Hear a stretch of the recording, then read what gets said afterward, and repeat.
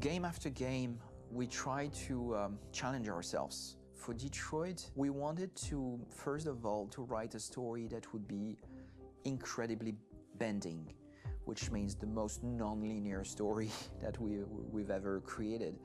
And we wanted really the player to have the possibility to change the story, change his own journey. When you're writing at Quantic, you're writing for an interactive medium. You know, when you're working in television, you'll put a character in a difficult situation, and you as a writing team will argue about what would that character do. But ultimately, you have to decide what happens, and you just show the audience. What's interesting about interactive drama is you bring the player into that conversation, and it changes your job slightly as a writer, because your job is to provide a narrative context in which the player can write his own story. You're giving him this kind of narrative Lego that he's going to snap together into his own shape. You also have the ability to make your audience attach themselves to your characters, because the audience is in some sense responsible for what happens to the characters. It's just a few cans. Come on, let's go. We have some cash now. You used me to steal that money. How could you do that? I trusted you. What is a bit specific about these scripts is how large they are. If you take a film script, there are about 100 pages. But here we have to deal with a script that is between 4,000 and 5,000 pages. Everything becomes bigger because we don't just tell one story, but we tell all the possible stories that can be told within this narrative space. On Act 3, our final act, we have around 1,000 different scenarios. And every one of those scenarios has to be as interesting, as passionate, as strong, and as emotional for the player. We want every action that the player does, every interaction that is available to serve in telling the story, and help the player understand who his character is, and build that character moment to moment.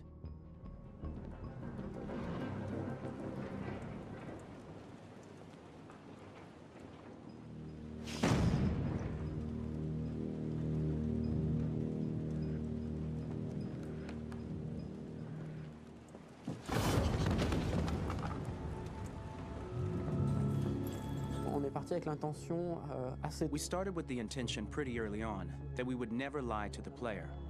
So we implemented a visible tree structure in the game that players can consult during a scene or at the end of it, which shows exactly what they did and what they missed. There are games out there offering world exploration. We offer narrative exploration. You know, keeping control of such a wide and large story is a huge challenge. So, same thing when you shoot with actors, because you will need to shoot many different versions of each dialogue, of each scene. For actors, it's a huge, huge challenge. Because of the style of the game, you have so many different ways that the character can go. Every decision, it's what I call kind of choose your own adventure. Like every decision that the player makes, it's going to open up 40 more pages of material and experience that ties in, which means as a performer, you have to try to continue to make things feel real that the player might not ever see, but also that in performance, it's not always connected to a previous act. It's grueling, it's hard work, but it's a great team, and I enjoy doing it. I was really frustrated, until I got to this point where I kind of was able to step outside of my own experience and even in a lot of ways my own process, and be able to step outside of that and, okay, this is something new, what do you need? How do I meet you there? How do I give you what you need and still feel like I'm doing what's right? And once I did that, then all of a sudden it got really fun. It was much freer, and having to approach it in a new way and think about the player and think about how it serves them and what I'm doing for them or what I'm letting them into. It's really, I think, helped me grow in general. Remember, there's nothing on the left. That's all. So it's probably all there. And then make her come first, close. But I think you would go first to check that it's safe. Okay, sure.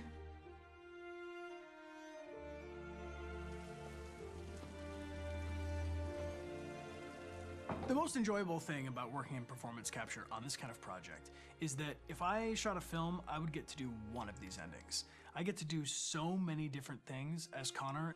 Your head goes all over the place because you're trying to keep track of basically 4 different storylines for each different response. What's the name of my dog? Buddy? Scout. I think it's Jack. I can't remember.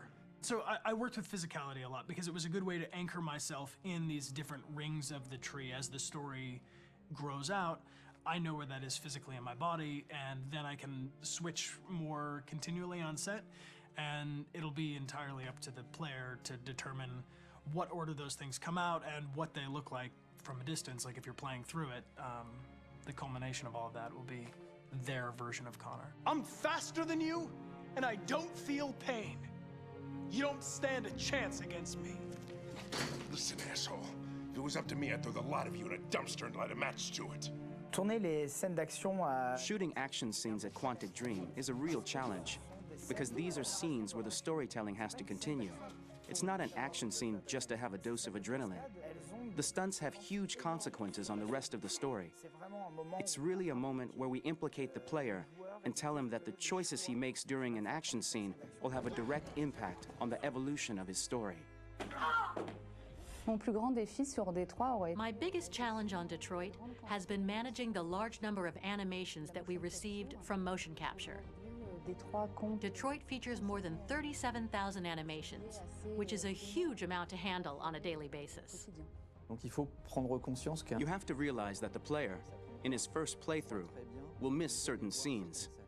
This also means that we had to think of, conceive, and produce all the potential story paths. The characters' costumes, the places, day or night, the weather. Did the character get shot in the shoulder? Did he get injured? All this consistency forced us to produce a lot of graphic assets in order to, quite simply, allow the player to have true continuity throughout the story. Honestly, we were even surprised by the challenges that come with such a big tree structure.